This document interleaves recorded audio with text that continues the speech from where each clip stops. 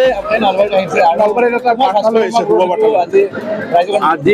নলবাৰীত 576 কোটি টকাৰ বিভিন্ন উন্নয়নমূলক আঁচনি কাম ৰাজ্য চৰকাৰে শুভাৰম্ভ কৰিছে।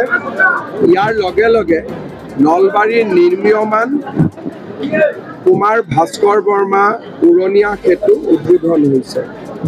ঘগ্ৰাপাৰৰ পৰা নলবাৰী মেডিকেল কলেজ যোৱাৰ বাবেও নতুন এখন উৰণীয়া সেতুৰ প্ৰস্তাৱ কৰা হৈছে। নলবাৰী চহৰৰ বাবে 24 ঘণ্টা পানী যোগান আঁচনিও প্ৰস্তাৱ কৰা হৈছে।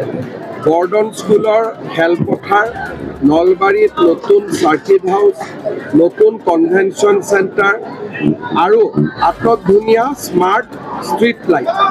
এক প্ৰকাৰ ক'ব গ'লে নলবাৰীৰ এই আঁচনিবিলাক সম্পূৰ্ণ হ'লে নলবাৰী অসমৰ অগ্ৰণী নগৰসমূহৰ ভিতৰত এখন হৈ পৰিব। নলবাৰী জিলাৰ এই অনন্য কামসমূহ বিশেষকৈ নলবাৰী সমষ্টিত আগবঢ়াই নিয়াৰ বাবে মন্ত্ৰী আৰু বিধায়ক জয়ন্ত মল্ল বৰুৱা ডাঙৰীয়াক মই ধন্যবাদ জনাইছোঁ। আপুনি ভাষণত একটা ক'লে যে আপোনাক বিকাশ লাগিব আৰু জাতীয় শিক্ষাদলো লাগিব, এই সম্পৰ্কত কি ক'ব? চাওক, প্ৰধানমন্ত্ৰী নৰেন্দ্ৰ মোদী ডাঙৰীয়াই আমাক এটা অমোঘ মন্ত্ৰ দিছে। তেওঁ দুটা শব্দতে গোটেই কথাখিনি সামৰণি মাৰে, বিকাশ ভি বিৰাসত ভি। তাৰ মানে আমি যদি বিকাশ পাওঁ কিন্তু আমাৰ বিৰাসত যদি নাথাকে, আমাৰ মাটি জাতি মাটি ভেটি যদি আমি ৰক্ষা কৰিব নোৱাৰোঁ, তেতিয়াহ'লে বিকাশ আমি কাৰ কাৰণে কৰিম? যিমানবিলাক অনুষ্ঠান বনাইছোঁ 20 বছৰ পিছততো আমি নাপাম।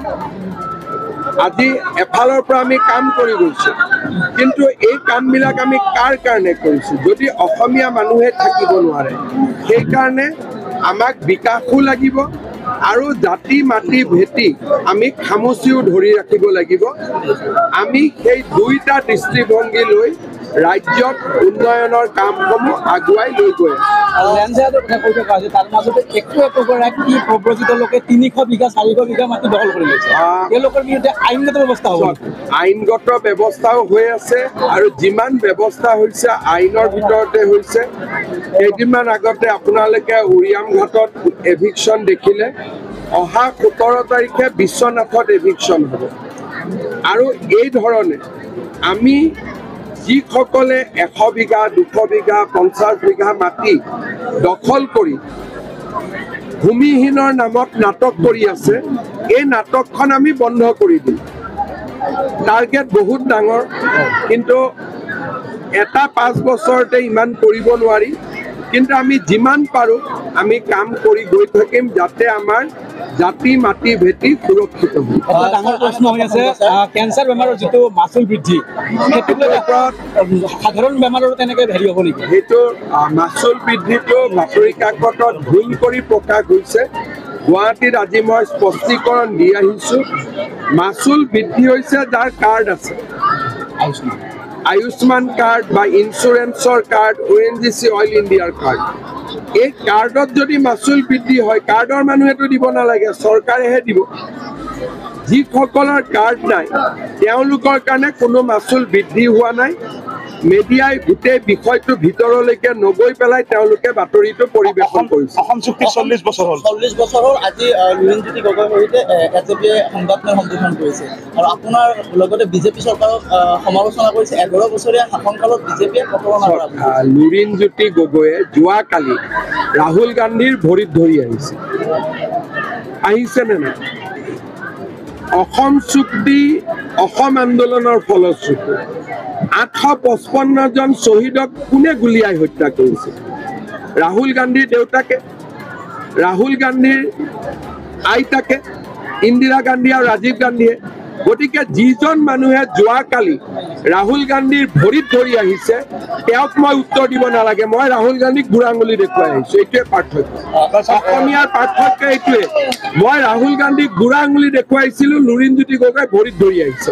ইমানেই পাৰ্থক্য। অসম চুক্তিক লৈ আপোনালোকে কাম কৰি আছে আৰু আগন্তুক দিনত আমিতো অসম চুক্তিৰ ওপৰত গৈ আছোঁ। অসম চুক্তিয়ে যি কৈছিলে তাতকৈতো আমি বহুতখিনি আগুৱাই গৈ আছোঁ।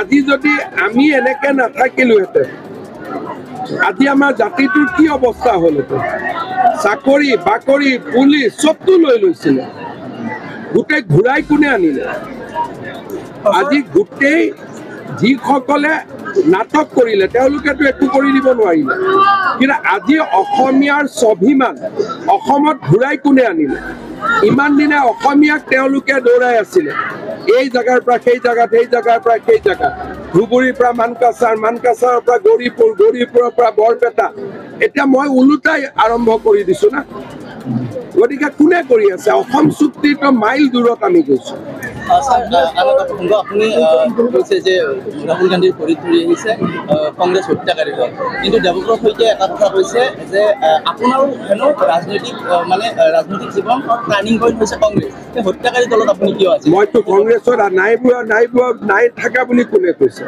কিন্তু মই কংগ্ৰেছত থাকোঁতে আমি বদল অমৃত প্ৰবাহ অসমীয়া সাপ্তাহিক কাকতৰ ডিজিটেল সংস্কৰণ অমৃত নিউজ সত্যৰ সন্ধানত অমৃত নিউজ